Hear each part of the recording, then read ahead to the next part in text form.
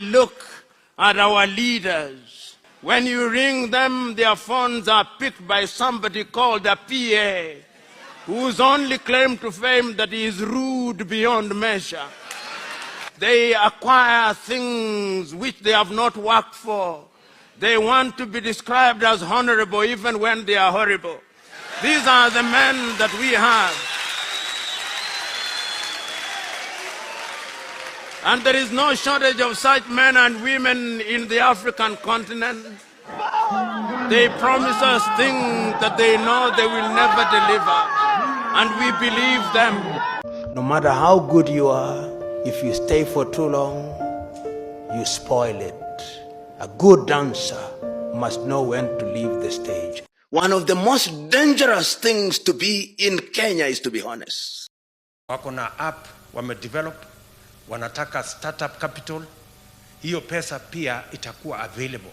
Na tumesema hivi kama Kenya Kwanza, vile tulitengeneza last mile ya stima, sasa tutafanya last mile ya internet.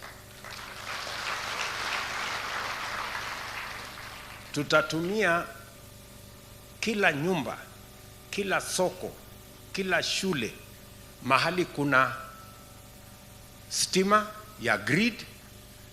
Pia sasa tutaweka last mile, na tumefanya hesabu, tunahitaji karibu bilioni 38 kusukuma hiyo stima, kusukuma internet iende kila nyumba.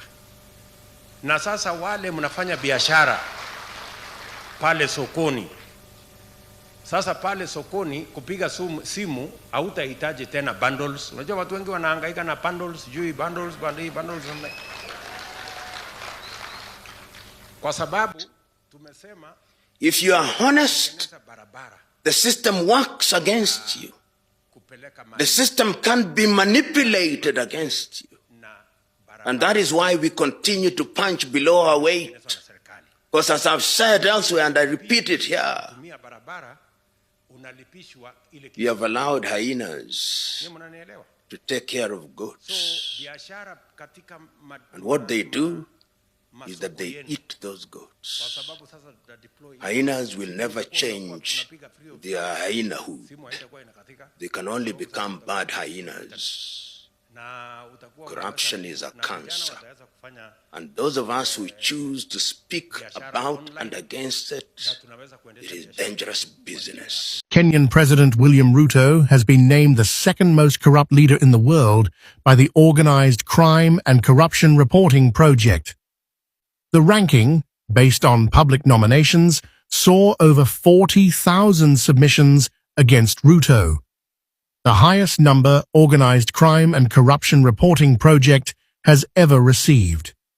Syria's former president, Bashar al-Assad, took the top spot in this year's list. Ruto's administration has been plagued by allegations of large-scale corruption, which many believe contributed to his position in the ranking. Organized Crime and Corruption Reporting Project is a global investigative journalism network, creates this list each year by combining public input with evidence of corruption, organized crime, and abuse. Have there been leaders in Africa who have dealt a blow to corruption, reduce it to a level where it is the exception rather than the rule? Yes.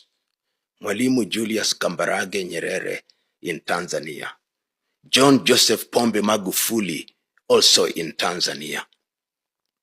Kwame Nkrumah in his first years in Ghana. Kenneth David Kaunda, Sanseretse Kama, and of course, Paul Kagame in Rwanda. Sasiwurs Ramgulam in Mauritius. It can be done, but it requires men and women who are resolute. Recently, I saw the president of Tanzania, Mama Samia Suluhu Hassan, order people out of office, and she meant it. You must mean it. It's not for scoring political points until we forget. It must be sustained.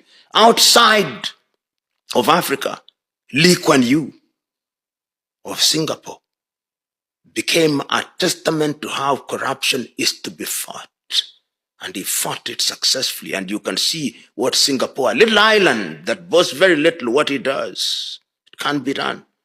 Because 90% of people actually want to do the right thing. They are only victims of corruption. That's why they are quick to pay the traffic police. That is why they are quick to give somebody who is processing their passport. That is why they are quick to pay their village headman. That is why, because they are victims, because we have normalized corruption, we have normalized the absurd. We have changed our creed. Our creed is greed. It can't be done. The shortest avenue to ending corruption must come from the top. If we see cabinet ministers who are thieves, governors who are thieves, being arrested and their property being confiscated, and we write here, this property once belonged to so and so, who was a thief, it is now a public library. The world will know that once you are a thief, we'll never forget. We buy you from holding public office. You must, the fight against corruption must be vicious. That's why education is very important. It must be vicious. People must suffer pain. If they don't suffer pain, then they will continue to participate in it, and they'll do all that there is to deal with the few that are not participating in it, and they will try to recruit them. You know, corruption is systemic.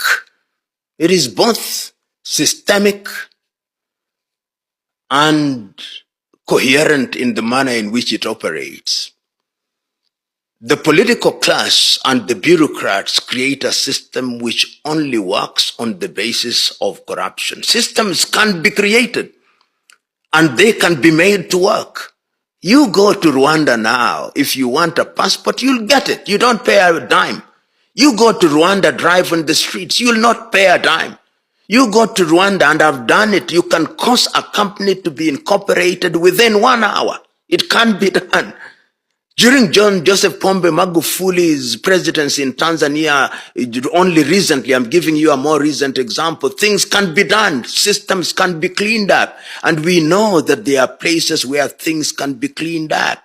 It is just a question of sustained political action, and you re-educate the people and make corruption expensive and painful. Then it can be done. It's not something that has not been done.